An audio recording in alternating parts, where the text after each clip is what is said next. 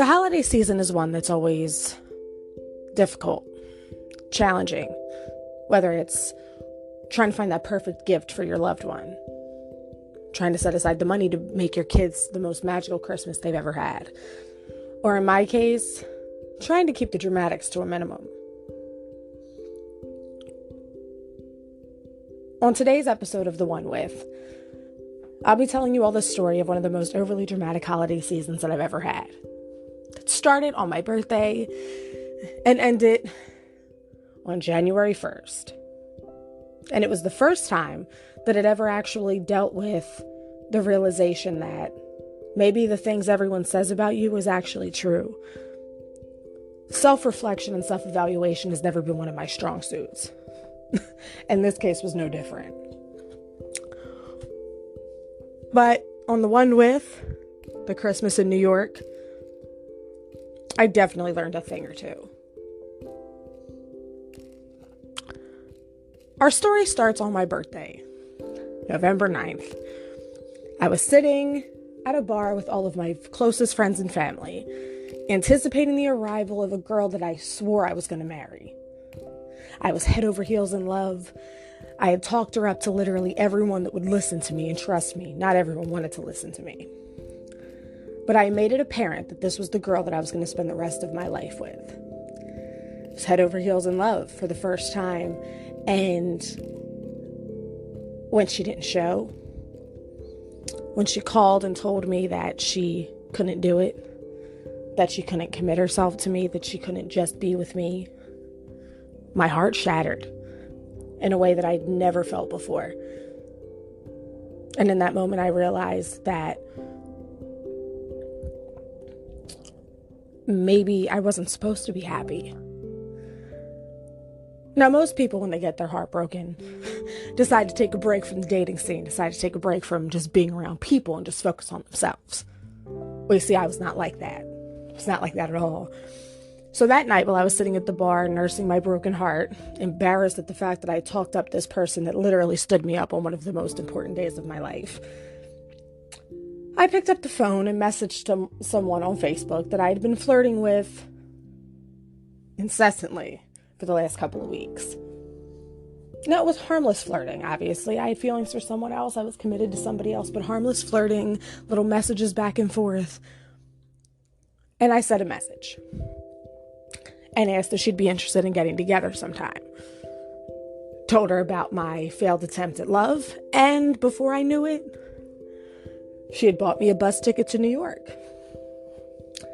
And that, my friends, is where our story starts. Now, this girl was literally the epitome of beautiful, like literally head to toe gorgeous. And I was infatuated. Not necessarily in a romantic way, but it's like the type of person that you just look at and you're just like in awe of, like, how do they look like that just naturally? Now, for respect purposes, and because I didn't actually ask if I could tell this story, we're going to call her Nia. So Nia and I had been talking on Facebook for a little over like 2 months. On and off, just friendship stuff, harmless flirting, those kinds of things, but we never actually met in person. So, on the day in question, I packed an overnight bag and went to 30th Street Station and caught the megabus to New York City. Naturally, because I was a workaholic at the time, I waited until after I closed up shop at about 11 p.m. So I didn't actually get to New York till about 1 o'clock in the morning. But I was nervous. I was excited. I was terrified. I mean, I never actually saw this person face to face. I mean, Facebook pictures might do someone justice, but I mean, can you actually be sure that the person you're talking to on the other end of the phone is the person that they claim to be? I didn't know that for sure. But nonetheless, I packed the bag, hopped on the bus, and went to the city. And trust me, I was almost relieved when the person that I met getting off of the bus was the same person who I thought I was talking to for weeks. So we hopped on the train, went to Queens, and I spent probably one of the most insanely relaxing, sex-filled weekends of my entire life with someone I barely knew. I felt like I was in a reject episode of Sex and the City. The Great Value version of Sex and the City. I'm the Great Value version of Samantha Jones. But it was actually fun.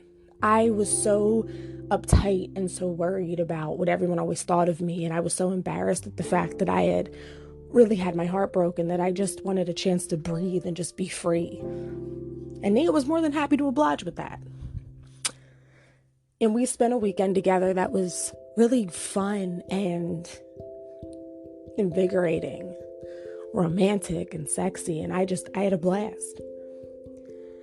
But however, because I was a workaholic, I had to get back to work. So after 2 nights in the city, she walked me back to the bus stop, watched me get on the bus, and I went back to my normal life.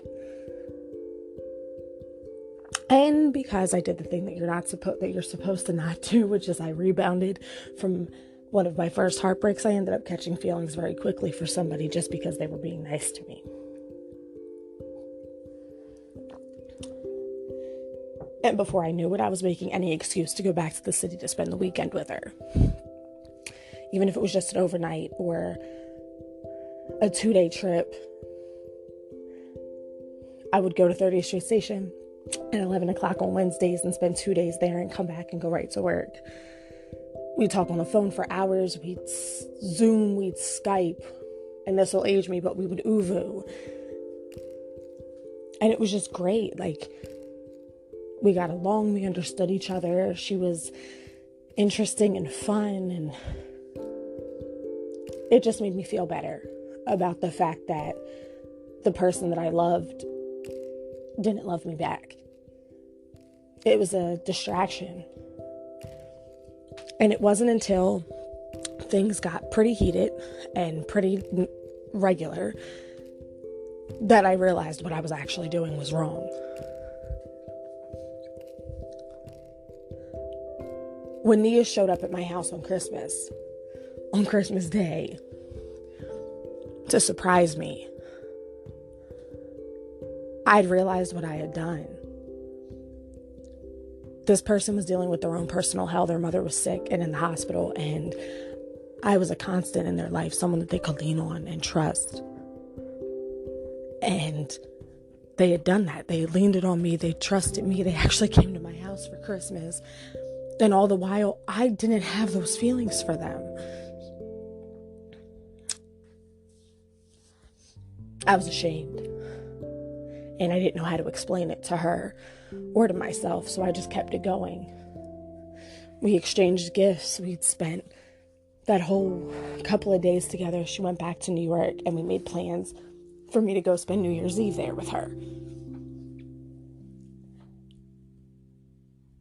I thought that I was doing the right thing, that I was making someone feel better about what they were going through, and she was helping me feel better about what I was going through, but I didn't realize that I was using her to get over a hurt that I'd never felt before. And in the process, I feel like I was leading her on, and it wasn't until New Year's Eve when we were sitting in her bedroom playing GTA and drinking wine and smoking that I looked over and I realized that I cared about this person. I had love for this person, but it wasn't the same love that I had for that other person. And we both knew what it was. We both knew we were trying to make something out of nothing. And that we were just really good friends who liked adventure and travel and wanted to see the world. And we could have seen the world together, just not as romantic partners. And now, looking back on it, she's engaged to be married to a beautiful woman, and they're traveling the world together and being all amazing. And I'm married and happy and seeing the world with my wife. And it's one of those things where you look back on it and you realize that if you never met this person, if that person had never entered your life,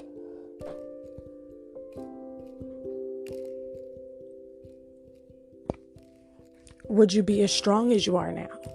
Would you know the difference between love and lust? would you know what it meant to truly love someone versus what it's like to just have love for someone? And Nia was the person who showed me that. She's the person who introduced me to that. And we looked at each other that night, and before the clock struck midnight, we had decided that we weren't going to continue being a couple, but rather just friends. And what should have broken my heart into a million pieces actually made me happier than I'd ever thought I could be. One, I got to have this memory, this exciting story to tell, and a friend that I'm so glad that I had to help rebuild me from when I was at my lowest. And while some people might look at that as selfish, that I used someone to rebuild myself from how I was before, I look at it like we both needed each other. She was going through stuff, I was going through stuff, and we both just made each other feel better. We helped each other forget. And sometimes that's all you need. Someone to help you forget the negative, help you forget the hurt. And although people might look at me sideways like you really had a complete stranger in your house on Christmas Day while you and your family were supposed to be together, the first Christmas that you had without your grandmother, you really had a complete stranger in your living room opening up gifts with you.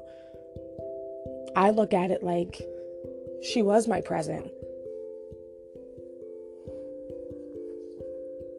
And I'm still insanely grateful for her and her friendship in that time in my life, because I actually learned how to be a fuller, more valuable human being.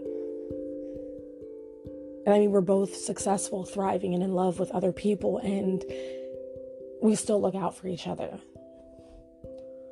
Facebook comments alone, the same comments that got us into that whole mess in the first place, is actually the thing that kind of keeps us together and keeps our friendship going.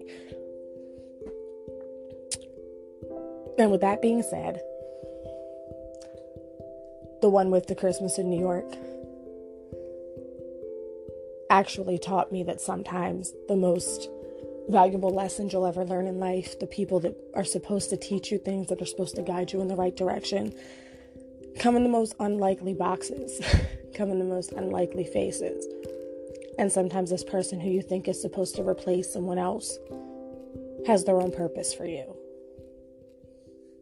And I really am glad that that beautiful woman from New York was able to make me realize the difference between love and lust,